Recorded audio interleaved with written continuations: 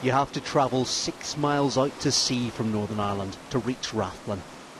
It's an island with a wealth of wildlife, but it's not just what can be seen above the surface that's interesting people here. Deep below, in the area around this island, an exploration company believes there may be oil, perhaps hundreds of millions of barrels of it. And that potential discovery has split the small population who live here. Many are worried about the impact on the island's environment. Obviously you don't want to see island life being spoiled in any way. A lot of people over here, they're very proud of Rathlin and they don't want it to be disturbed with. But also you have to look at that island has to grow and it has to change. If oil was found, it could mean jobs and investment, but it would also inevitably change things for the 100 or so people who live on Rathlin.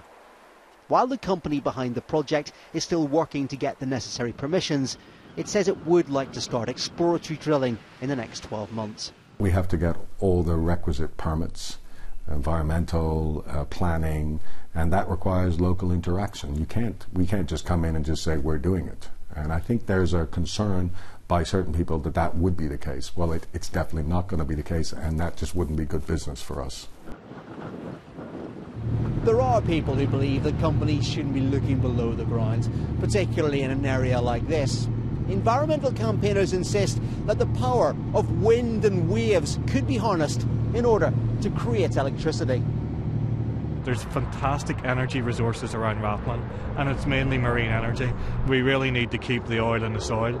That there's no such thing as safe oil exploration, particularly when it's one of the most beautiful and vulnerable and fragile habitats and landscapes that we have. Rathlin is a jewel in our crown.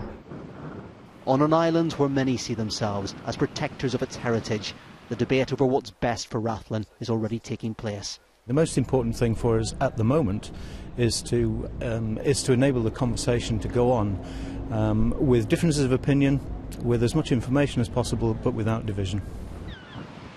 Some are warning that winds of change are threatening an island that so far time has left relatively untouched. But in looking at what's best for Rathlin's future, people are having to balance what could be gained and what would be lost. Chris Buckler, BBC News, Rathlin Island.